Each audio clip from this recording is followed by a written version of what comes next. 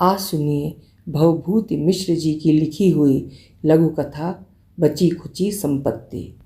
सन 1954 में प्रकाशित उनका कहानी संग्रह बची खुची संपत्ति से ये कथा ली गई है। प्रस्तुत है कहानी।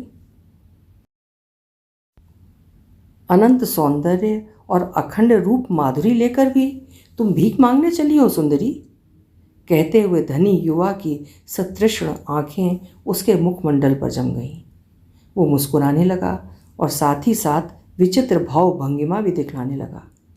युवती के कोमल कपोल रोष और लज्जा से लाल लाल हो उठे।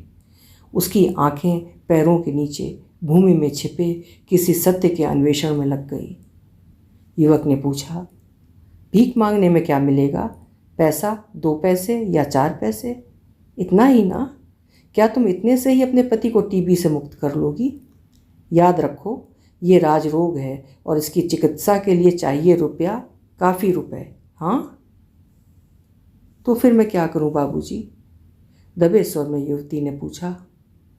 युवक ने व्यंग भरे स्वर में कहा, और क्या करोगी, मुझी से पूछती हो?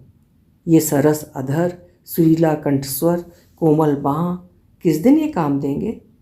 मैं कहता हूँ, हाथ फैलाओगी तो तांबे के टुकड़े पाओगी और बाँह फैलाओगी तो पाओगी हीरे जवाहरात। इतना कहकर युवक ने अपनी तिजोरी खोल दी। उस रमणी ने उन्हें देखा। आंखें उनके झिलमिल प्रकाश में न ठहर सकीं। वो चुप रह गई। उसका सारा शरीर पीला पड़ गया। उसे ऐसा लग रहा था मानो उसके ये शब्द सदा से अपरिचित हों। कुछ देर तक वो इसी प्रकार स्तब्ध भीत सी खड़ी रही। अंत में अपने बिखरे साहस को समेट कर उसने उत्तर दिया, बाबूजी, इसी हिंदुस्तान में आने के लिए अपनी सारी संपत्ति तो पाकिस्तान में गंवा आई हूँ। क्या हिंदुस्तान पहुँचकर भी अपनी बची खुची संपत्ति को गंवा दूँ? नहीं बाबू, ये नहीं होने का। माफ़ कीजिए, ये बहुत बड़ा देश है, एक एक पैसा तो मिल जाएगा, यही बहुत है। कहती हुई वो नारी बहुत शीघ्रता से बाहर निकल गई।